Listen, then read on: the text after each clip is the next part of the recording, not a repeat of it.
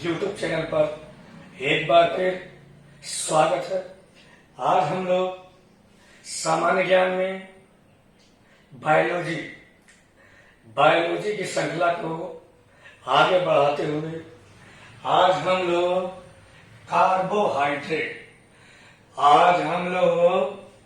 Carbohydrate को पढ़ने वाले हैं। ध्यान दें दोस्तों, ये बहुत ही इंपॉर्टेंट टॉपिक है।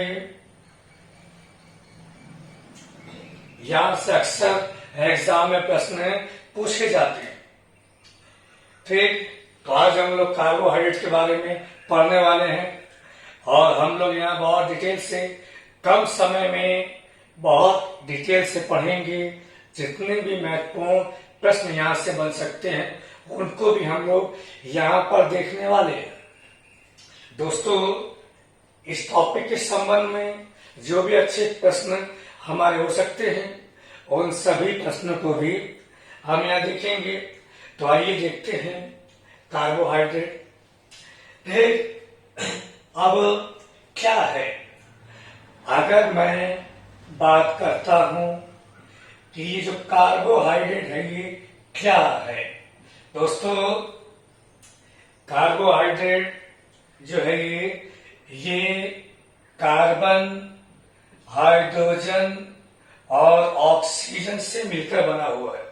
यानी कार्बोहाइड्रेट जो है ये कार्बन, हाइड्रोजन और ऑक्सीजन से मिलकर बना हुआ है। इनका एक निश्चित अनुपात कार्बोहाइड्रेट में कार्बन, हाइड्रोजन और ऑक्सीजन का एक निश्चित अनुपात होता है और ये अनुपात 1:2:1 होता है। दोस्तों, यहाँ विशेष ध्यान देना। कार्बोहाइड्रेट क्या है? कार्बोहाइड्रेट कार्बन, हाइड्रोजन और ऑक्सीजन से मिलकर बना हुआ है, जिसमें इनका एक निश्चित अनुपात है और ये अनुपात 1:2:1 है। दोस्तों, ये हमारा कार्बोहाइड्रेट है।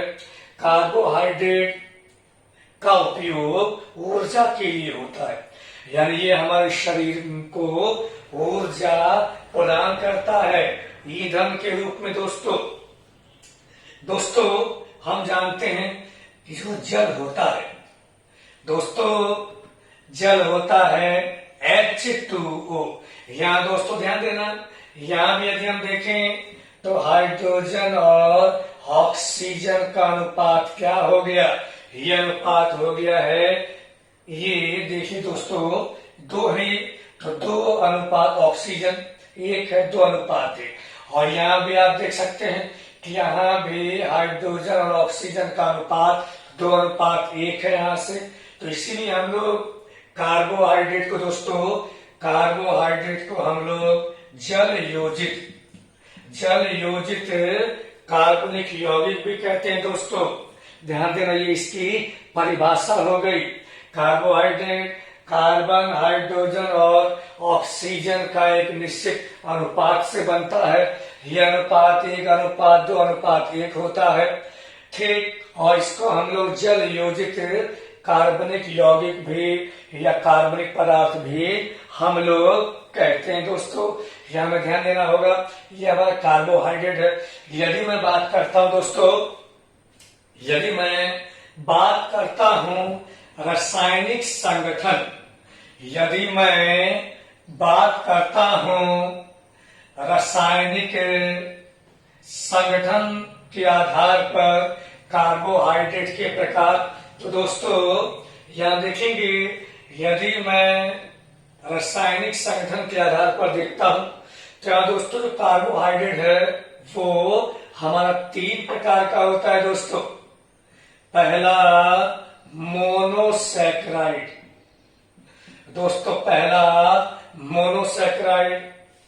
और यहाँ दूसरा डाइसैकराइड, और दोस्तों तीसरा जो होता है ये होता है पॉलीसैकराइड।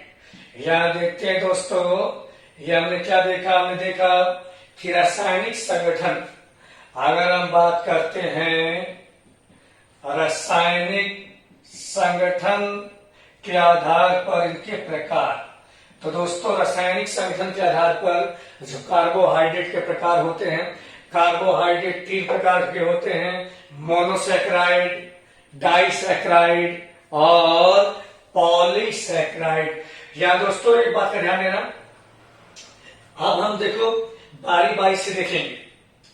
अब दोस्तों यदि मैं बात करता हूं मोनोसैकेराइड की, या दोस्तों हम बारी बारी से ये सभी को देखेंगे, बहुत इंपॉर्टेंट टॉपिक है और यहाँ से हमारे अक्सर एग्जाम में क्वेश्चन पूछे जाते हैं दोस्तों।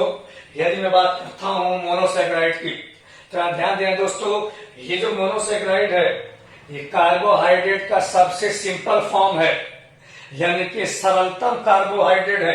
कैसा है ये कैसा है? ये है सरलतम कार्बोहाइड्रेट है। कैसा है ये? सरलतम कार्बोहाइड्रेट है दोस्तों। यदि मैं बात करता हूं कार्बन श्रृंखलाओं की, तो इसमें 3 से लेकर 7 तक जो है कार्बन पाए जाते हैं। अधिकांश में हमने देखा है कि पंच और शत यानी कि 5 या 6 कार्बन वाली श्रृंखलाएं होती हैं दोस्तों। यदि मैं इसके रासायनिक के रूप में देखता हूं तो मोनोसैकेराइड में 5 या 6 कार्बन होते हैं। हम यहाँ देखिए दोस्तों, ये जो मोनोसैकेराइड है, मोनोसैकेराइड के अंतर्गत ध्यान देना दोस्तों, ग्लूकोज आते हैं। मोनोसैकेराइड के अंतर्गत ध्यान देना दोस्तों, गैलेक्टोज, ध्यान देना, गैलेक्टोज आते हैं दोस्तों। और मोनोसैकेराइड के अंतर्गत दोस्तों फ्रक्टोज, ध्यान देना दोस्तों, फ्रक्टोज आते हैं। ध्यान देना, ये हमारे कैसे हैं? ये हमारे सरलतम कार्बोहाइड्रेट हैं। और ये किसमें आते हैं? ये आते हैं मोनोसैकेराइड में। किसमें आते हैं दोस्तों? मोनोसैकेराइड के अंतर्गत आते हैं दोस्तों। मैंने बताया सरलतम ताप से 5 या 6 कार्बन इसमें होते हैं और ये इसके अंतर्गत ग्लूकोज, गैलेक्टोज और फ्रक्टोज पाए जाते हैं। स्वाद में मीठे होते हैं दोस्तों, ये मीठे होते हैं। कैसे होते हैं? मीठे होते हैं। और ये जल में घुलनशील होते हैं दोस्तों, जल में घुलनशील होते हैं दोस्तों। इसको ध्यान देना, जल में कैसे होते हैं? ये जल में घुलनशील होते हैं, अर्थात आसानी से जल में घुल जाते हैं दोस्तों। इस बात का हमको ध्यान देना है। मोनोसैकेराइड सरलतम ताप है, 5 या 6 इसमें कार्बन होता है और ये जल में घुलनशील होते हैं, स्वाद में मीठे होते हैं। ग्लूकोज, गैलेक्टोज, फ्रक्टोज इसके अंतर्गत आते हैं दोस्तों हम बात करते हैं ग्लूकोज की। यदि मैं बात करता हूं ग्लूकोज की दोस्तों, तो ग्लूकोज जैसे अंगूर में होता है। अंगूर में क्या होता है दोस्तों? ये अंगूर में किसकी मात्रा होती है? ग्लूकोज की मात्रा होती है। जो अन्य फल होते हैं दोस्तों, जो अन्य फल होते हैं उसमें क्या होता है? फ्रक्टोज होता है। इसी फ्रक्टोज शर्करा के कारण ये फल कैसे होते हैं दोस्तों? ये फल मीठे होते हैं। इसी फ्रक्टोज शर्करा की वजह से फल मीठे होते हैं। एग्जाम में क्वेश्चन आते हैं कि भाई फलों में कौन सी शर्करा पाई जाती है? फ्रक्टोज। यह एग्जाम में प्रश्न आता है कि अंगूर में कौन सी शर्करा पाई जाती है? तो दोस्तों आंसर क्या होगा हमारा?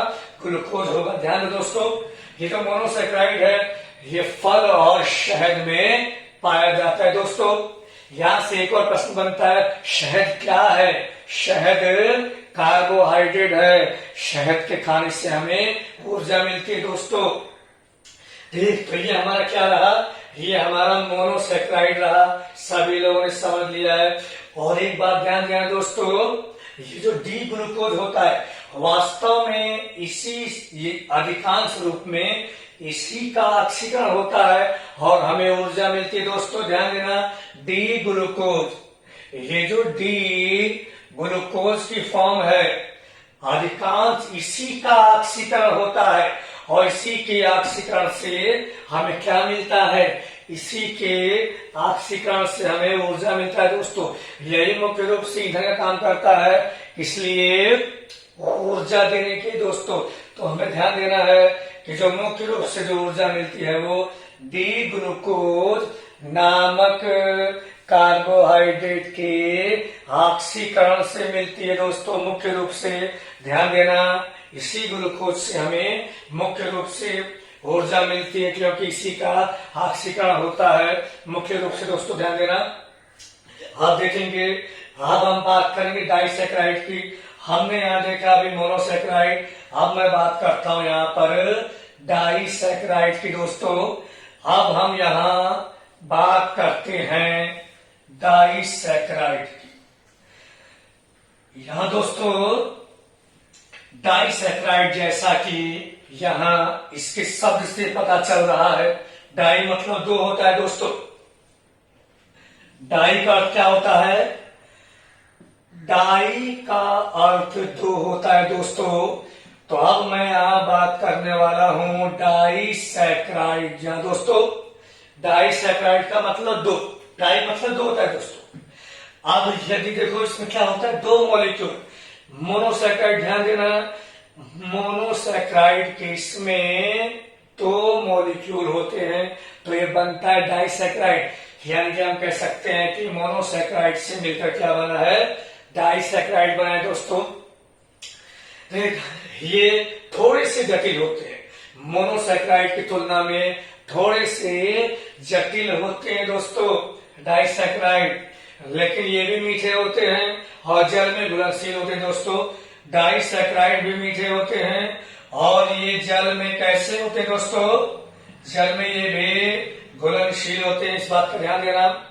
दोस्तों यदि मैं डाइसैकेराइड की बात करता हूं तो डाइसैकेराइड के अंतर्गत माल्टोज, सुक्रोज और लैक्टोज आते हैं। दोस्तों यदि मैं बात करता हूं, ध्यान देना दोस्तों, यदि मैं बात करता हूं डाइसैकेराइड के लिए तो डाइसैकेराइड में क्या क्या आते हैं, डाइसैकेराइड में दोस्तों डाइसैकेराइड के अंतर्गत माल्टोज, दोस्तों डाइसैकेराइड के अंतर्गत माल्टोज, सुक्रोज और हमारा आते हैं ये लैक्टोज, लैक्टोज नामक शर्करा।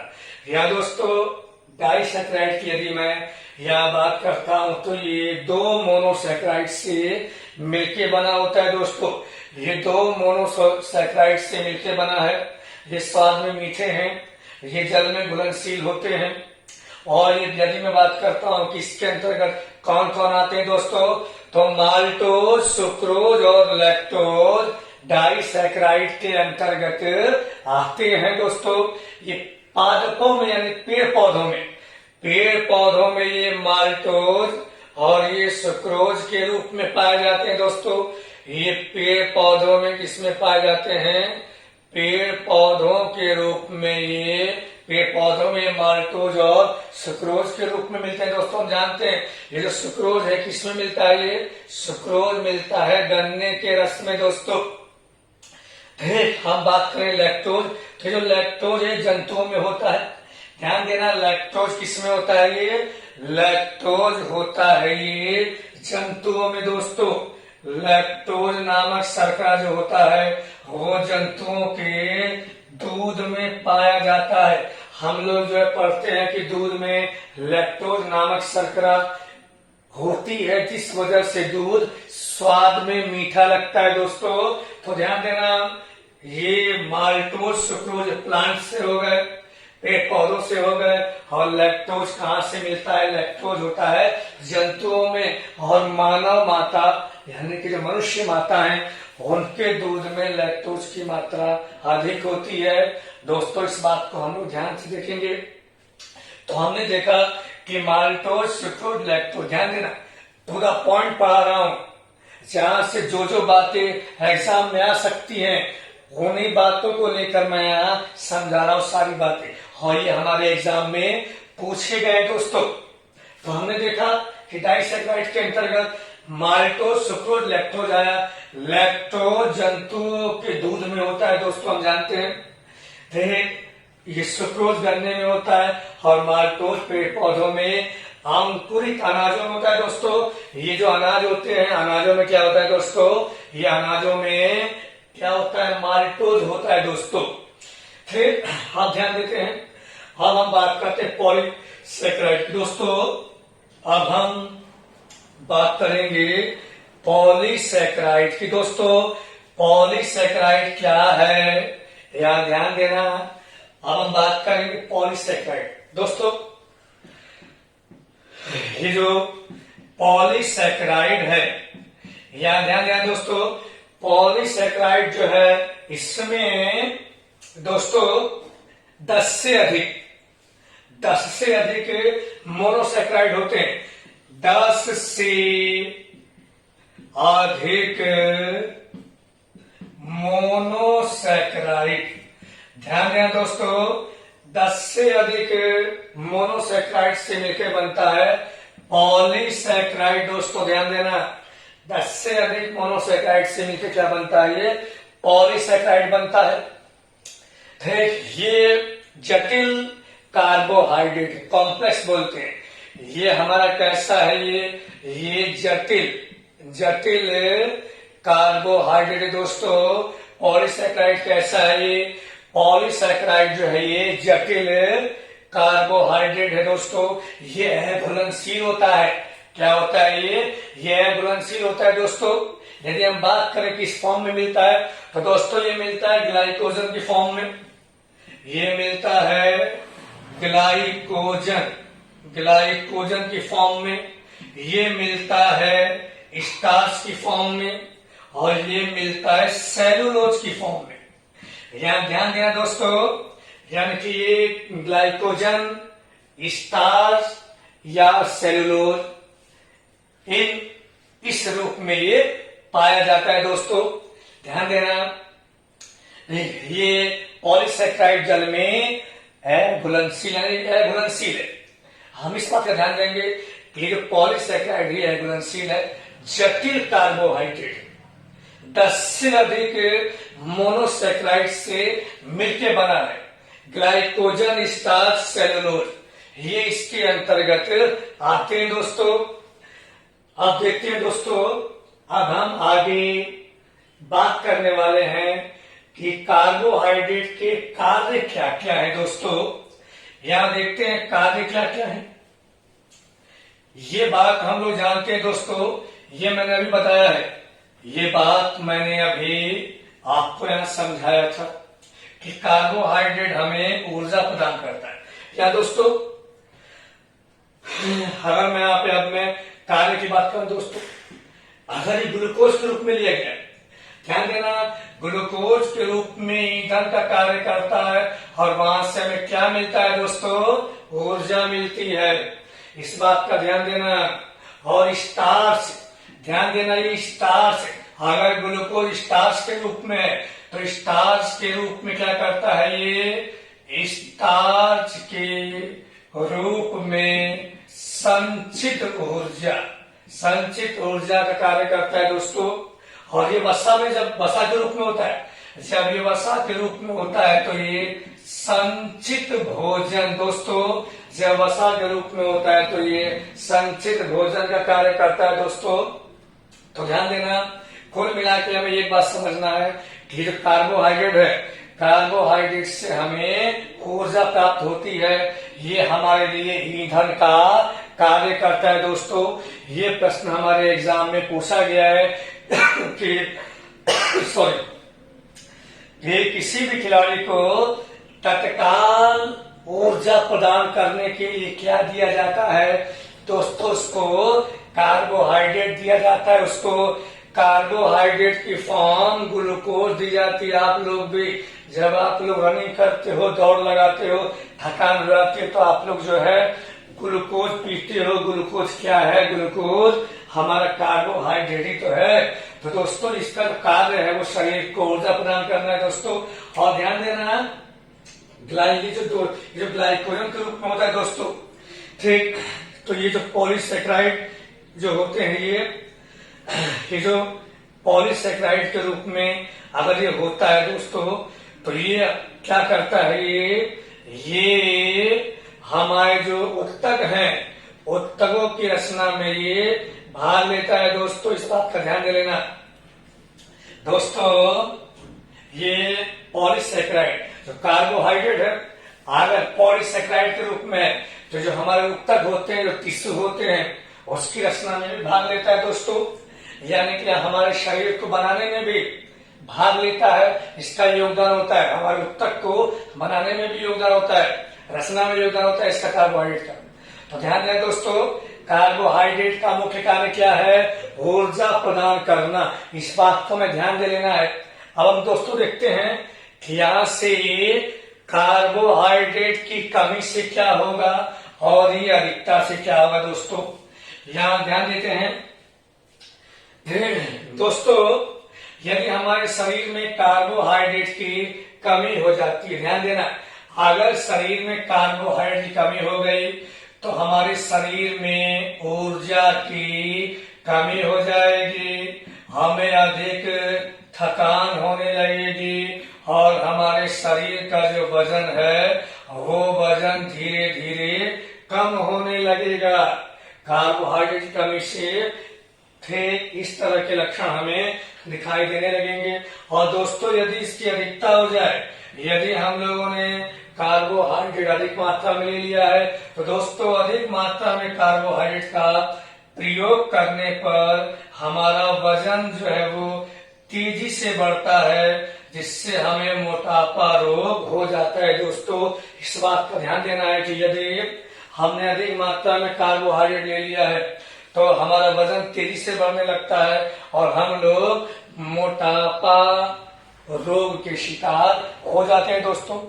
ठीक दोस्तों, ये हमारा कार्बोहाइड्रेट का, और यहाँ से हमारे बहुत सारे प्रश्न बनते हैं। अब मैं यहाँ से बारी बारी से मैं प्रश्नों को यहाँ समझा रहा हूँ क्या क्या प्रश्न बन सकते हैं दोस्तों। जैसे मान लो प्रश्न आ जाए कि ऊर्जा का स्रोत क्या है, ऊर्जा का स्रोत कार्बोहाइड्रेट है, पहला प्रश्न ये हो गया हमारा। दूसरा प्रश्न कि लैक्टोज नामक शर्करा किसमें पाई जाती है दोस्तों, लैक्टोज नामक शर्करा जो है वो दूध में पाई जाती है, ये अगला क्वेश्चन हो गया।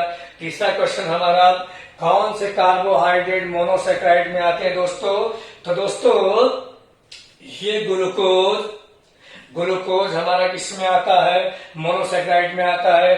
ग्लूकोज हो गया, फ्रक्टोज हो गया, गैलेक्टोज हो गया, किस में आते हैं, ये मोनोसेक्राइड में आते हैं दोस्तों।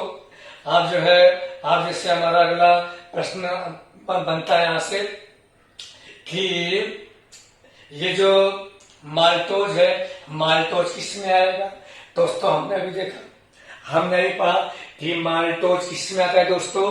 ये जो माल्टोज है, माल्टोज हमारी शर्करा किस में आती है दोस्तों। हमने अभी पढ़ा कि ये माल्टोज हमारे डाइसेक्राइड में आती है दोस्तों। और किस में होता है, अनाजों में होता है दोस्तों। फिर सुक्रोज किस में होता है, सुक्रोज गन्ने में होता है। फिर ग्लूकोज किस में होता है, फलों में। ग्लूकोज अंगूर में होता है दोस्तों। तो इस तरीके से जो है हम लोग यहाँ पे मतलब देख लें क्वेश्चनों को, तो बहुत सारे क्वेश्चन यहाँ से बन सकते हैं दोस्तों। ठीक, यदि कमी हो जाए वजन कम हो जाएगा, अधिक हो जाए वजन बढ़ जाएगा, मोटापा रोग हो जाएगा दोस्तों। तो इस तरीके से कार्बोहाइड्रेट से बहुत सारे प्रश्न बन सकते हैं। और जो भी एग्जाम की दृष्टि से जो हमारे प्रश्न बनते हैं उनको मैंने आज यहाँ समझा दिया दोस्तों। एक बात ध्यान देना, ये जो ग्लूकोज है, ग्लूकोज की एक निश्चित मात्रा हमारे ब्लड में होती है। ठीक, अगर इसकी कमी हो जाए तब भी हमारा शरीर रोगी हो जाएगा, और यदि ग्लूकोज की अधिकता हो जाए तब भी हमारा शरीर रोगी हो जाता है दोस्तों।